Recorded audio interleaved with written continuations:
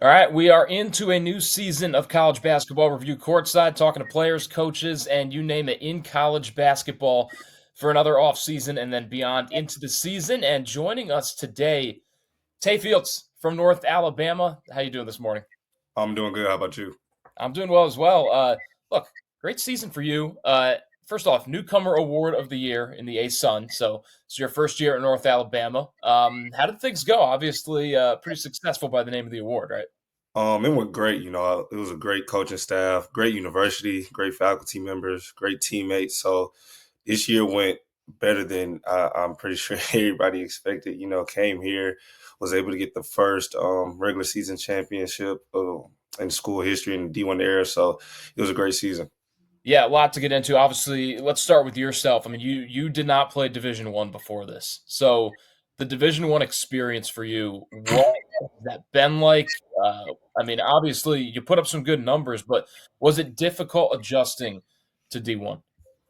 I want to say it was, as difficult, coming from the MIAA. It Mhm. had great talent from that conference, and having a coach like Will Martin, very great coach. He's very, schematic. So with his playing style, playing against a guy like Ben McCullum, and Bennett Sturts and all of them, Trevor Hudgens, it was a pretty good league. So transferring to here was a pretty easy process, and I give credit to my teammates as well. They made the adjustment for me pretty easy. They welcomed me in, playing with my high school teammate Jakari Lane. It was a very easy transition.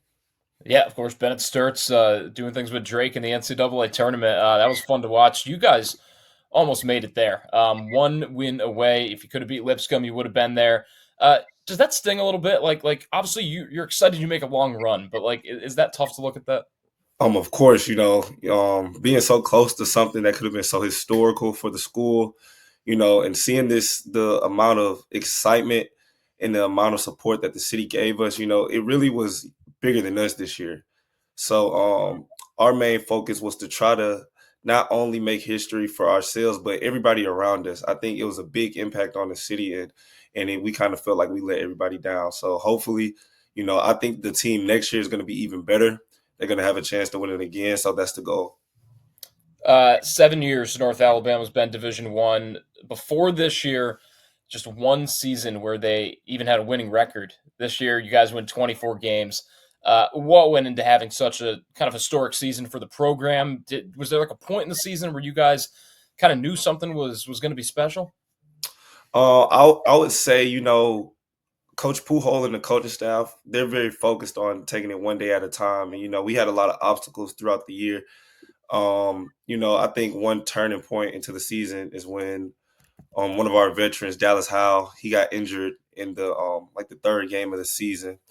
And then we played Wofford, and then we lost pretty bad. And so we had a kind of like a come to Jesus moment in the right off the plane, fresh off the plane. So I think after that, everybody was really bought in, everybody locked into the plan, and we just took it one day at a time. You look at Jakari Lane.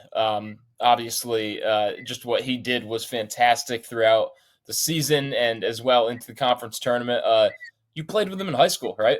Yes, sir. So, I mean, what's that like where you guys are able to kind of reconnect and do things at this level? A guy that you've known for so long.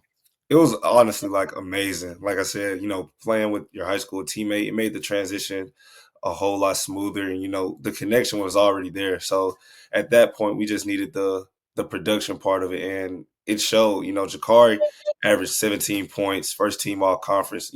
I believe he's a top 10 point guard in the nation. So that guy is amazing as a player and as a person, and just he's a caring person, and I love playing with that guy. Yeah, and he's got one more year I know left. Yourself, is your eligibility? I know this was your senior year. Do you have another year as well, or? As of right now, no. So right now I'm out. If hopefully I can get another year, but if not, I'm gonna just continue with my aspirations going to the pro level.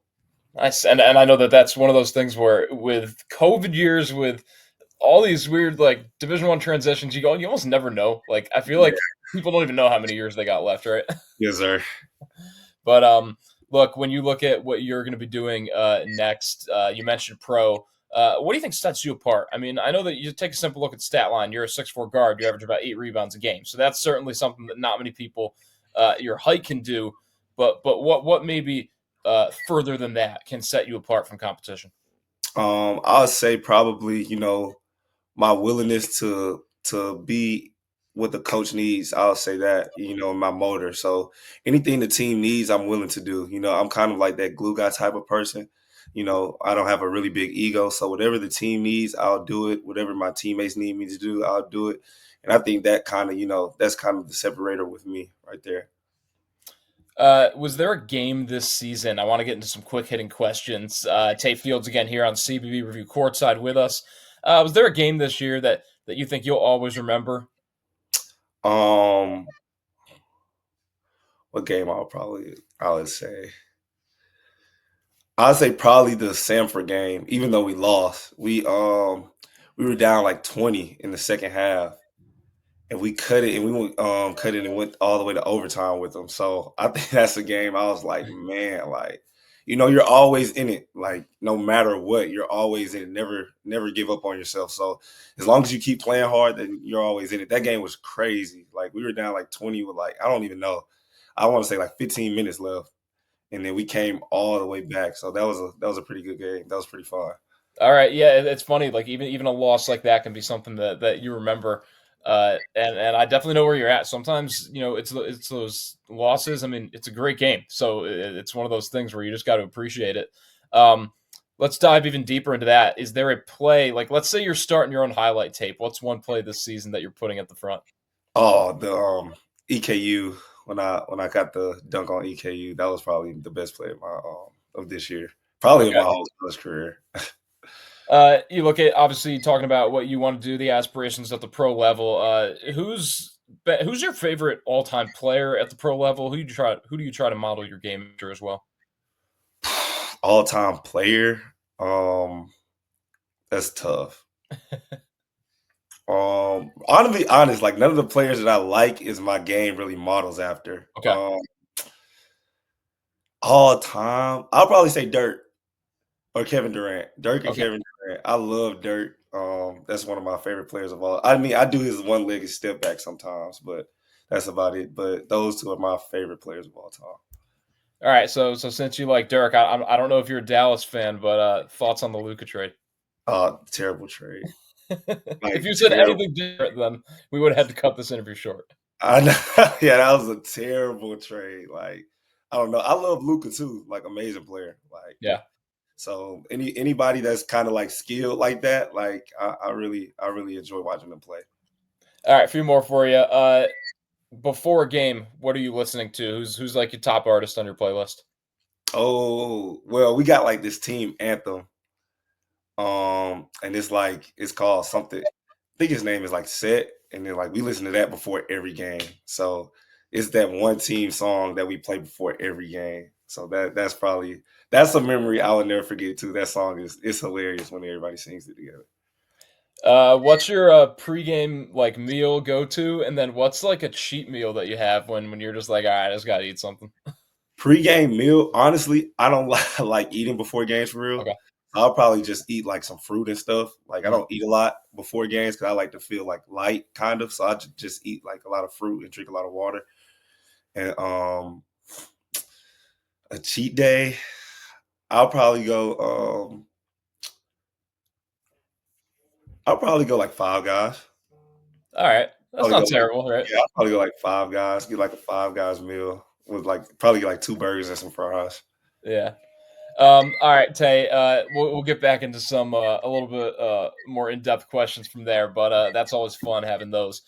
Look, your 1 year at North Alabama. I know you already mentioned it. Obviously, you go to the D1 level. It didn't feel like too much of a transition for you. But how do you think this maybe has prepared you? You're talking about you want to play pro, right?